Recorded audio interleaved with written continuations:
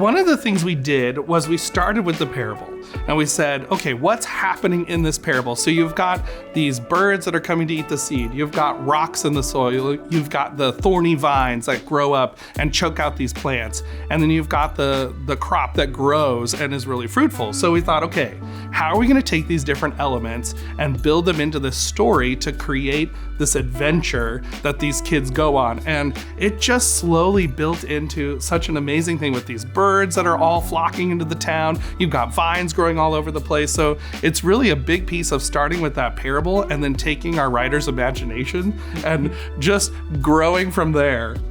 Well, that's great, and it was a fun story to unpack because, like you said, we had all these elements to work with the whole time. So when you have these many action points, building and building upon itself was really, I think it's an easy story to tell at the beginning. I don't have much more to add. He's really good at that.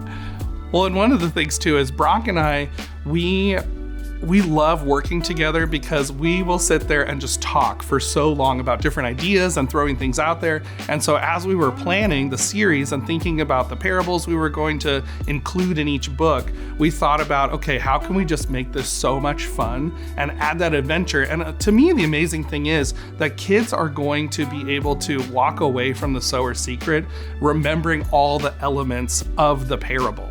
Like they're gonna be able to remember, oh yeah, there's the birds and there's the vines and there's the rocks and then there's the crop that grows and is really fruitful. So they'll be able to take all these elements as well as be able to understand what they all mean. So it's a lot of fun. Well, and you mentioned it being wild, like it's a wild story. So why did you pick the Amazonian flycatchers? So as we were looking for, okay, what kind of bird do we want to have in this town? We were thinking, let's pick something really interesting that's kind of like not going to be normal to the coastal town that we have Parable Port set in.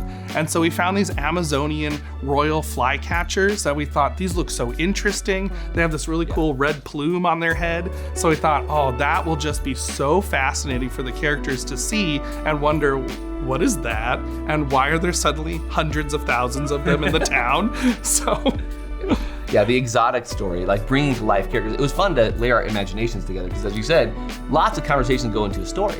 But when you have two authors and different imaginations, you start to layer and layer and layer. So it was hard not to build a story of just complete adventure and imagination. As we expanded, it's fun to riff off each other, I think, and keep building something. Oh, yes. And so we hope that the kids will indeed find an adventure that they just don't want to put down the book. Exactly. And unfortunately, kids, as you're listening, it kind of rolls from one cliffhanger to the next cliffhanger. So yes. Yeah.